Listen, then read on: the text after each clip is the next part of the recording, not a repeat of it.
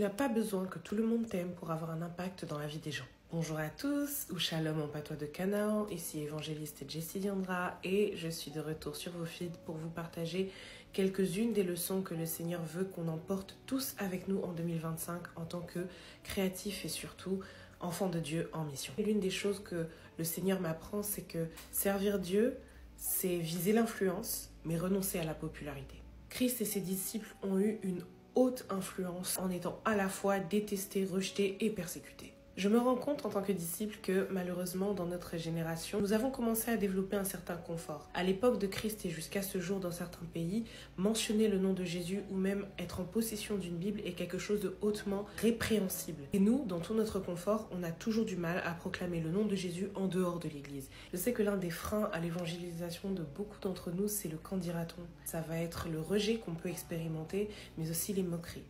Toutefois, il est important pour nous, si nous sommes vraiment disciples, que nous apprenions à souffrir pour l'évangile parce que cette persécution, elle ne disparaîtra jamais. Nous ne sommes pas de ce monde, le monde ne nous aimera pas, c'est normal. Nous sommes dans un agenda, une guerre contre les dominations de ce monde. S'il nous a rejetés, c'est justement parce que nous portons la marque de l'agneau.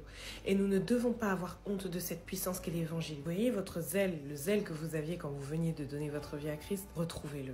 On peut reprocher beaucoup de choses à ce zèle. Parfois, il peut s'exprimer de manière amère. Parfois, il peut être un peu fou. Il peut manquer de sagesse dans son expression. Mais il a au moins un bon point. C'est cette assurance qu'on a tous de proclamer le nom de Jésus dans n'importe quel environnement.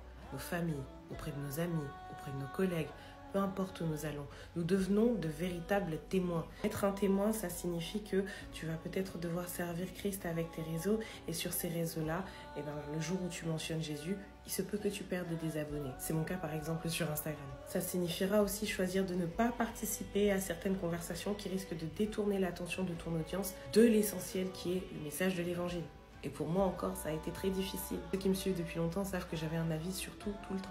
Ce sont les fameux témoins que Christ appelait à se manifester lorsqu'il a dit « Vous recevrez une puissance, le Saint-Esprit survenant sur vous, et vous serez mes témoins, d'abord là où vous êtes, et ensuite aux quatre coins du monde. » C'est cette puissance qui a transformé Pierre, un simple pécheur sans instruction, qui a en plus renié Christ en apôtre, capable d'amener 3000 âmes à se convertir en un seul discours. En Acte 4, Pierre et Jean font face à une situation où il est question de vie ou de mort. Et face à ce choix, ils choisissent encore de prendre le risque d'être tués. Non seulement ils n'ont pas arrêté, pourtant ils en avaient toutes les raisons, mais quelle est leur prière? Ils n'ont pas prié que la persécution s'arrête. Ils n'ont même pas prié pour que les autorités donnent leur vie à Christ. Non, ils ont demandé le courage de continuer. Si nous voulons plaire à Dieu, nous devrons toujours faire un choix entre la mission et la compromission. N'oublie pas ce que Christ dit dans Luc 9, 26. Si quelqu'un a honte de Christ et de ses paroles, Christ aussi aura honte de lui. Ne manque pas le ciel à cause de ton attachement aux apparences, à cause de ton attachement à la popularité.